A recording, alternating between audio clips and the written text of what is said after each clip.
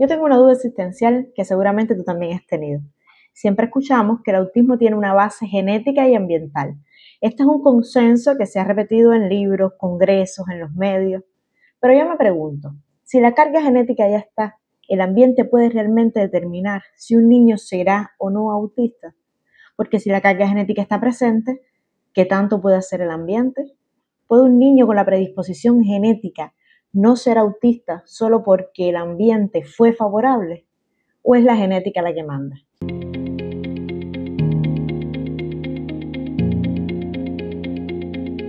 Hola, mi nombre es Daimara, soy madre de un niño autista, profesional de las ciencias biológicas y hago divulgación científica sobre autismo. En este canal comparto información basada en ciencia y también desde mi experiencia de maternidad. Si eres madre, padre o familiar de un niño autista, suscríbete para acompañarnos semana a semana.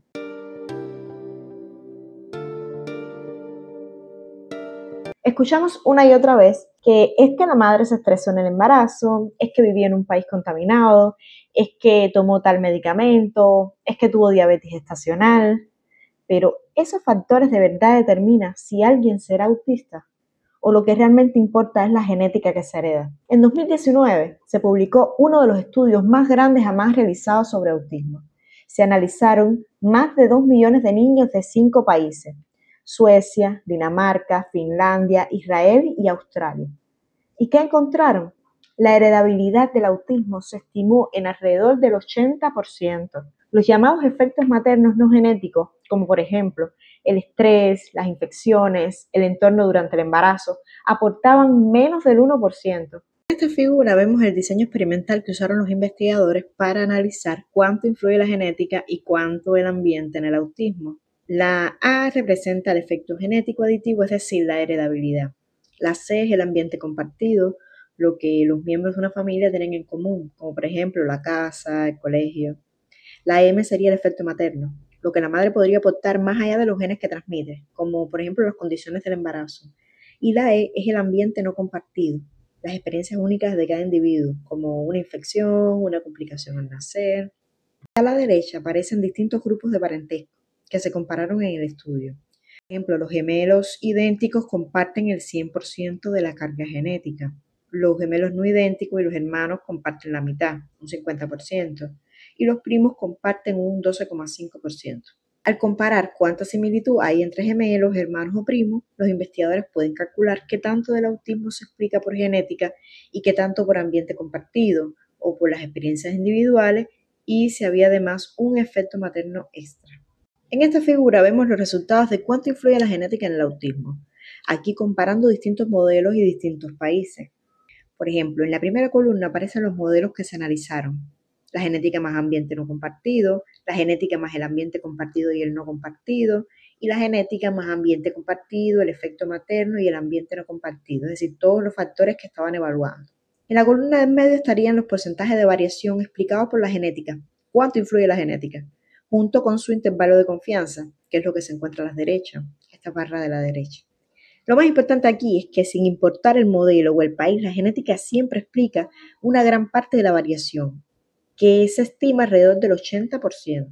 Cuando se incluyen otros factores como el ambiente compartido o el efecto materno, la estimación genética apenas cambia, lo que confirma que esos factores casi no aportan. Ahora, quizás te llame la atención lo que pasa con Finlandia. Ahí la estimación genética baja al 50% y los intervalos de confianza son mucho más amplios.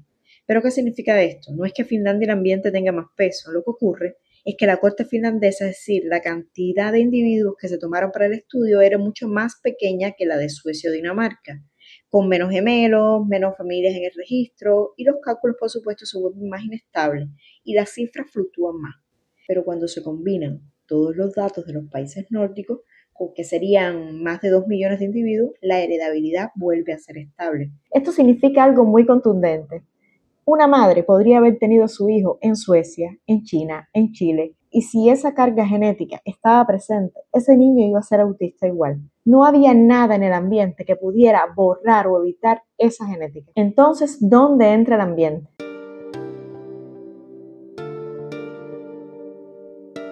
No en definir si alguien es autista o no, sino en otras concurrencias que a veces acompañan al autismo. Y aquí la evidencia es más clara en determinadas concurrencias, por ejemplo, cuando se habla de condiciones neurológicas como la epilepsia. Sabemos que las personas autistas tienen mayor probabilidad de presentar epilepsia y que esa vulnerabilidad genética puede verse potenciada por factores ambientales específicos, por ejemplo, complicaciones perinatales como la hipoxia al nacer, infecciones en el sistema nervioso central o ciertos traumas neurológicos pueden activar esas susceptibilidades y hacer que la epilepsia aparezca. Esto es distinto al autismo en sí. El neurotipo no cambia, pero el ambiente sí puede modular si determinadas concurrencias se desarrollan o no, dependiendo de la carga genética base. Ejemplos de estas concurrencias son la propia epilepsia, trastornos gastrointestinales, ansiedad, problemas del sueño, depresión, entre muchas otras más. Investigaciones genómicas han mostrado que muchos de los genes asociados al autismo también aumentan la vulnerabilidad a estas concurrencias, y ahí el ambiente sí puede jugar un papel de encender o apagar estos genes mediante procesos epigenéticos. Pero ojo, esto no cambia el neurotipo, lo que cambia es la configuración de estos acompañamientos.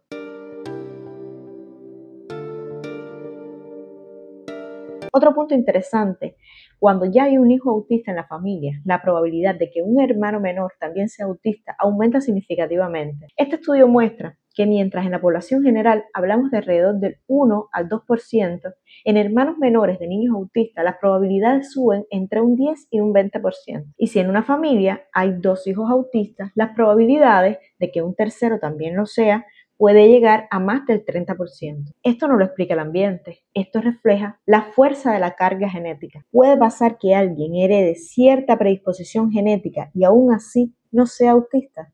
La respuesta corta es sí.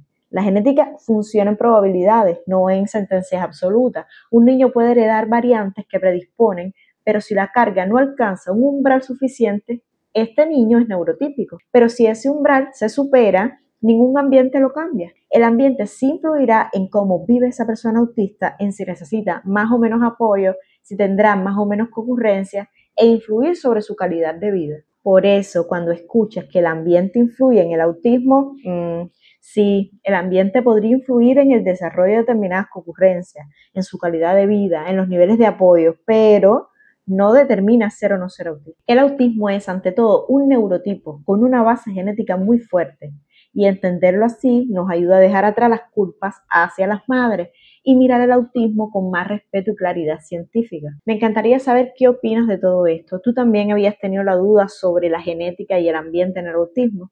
Déjame en los comentarios porque ahí seguiremos conversando y aprendiendo juntos.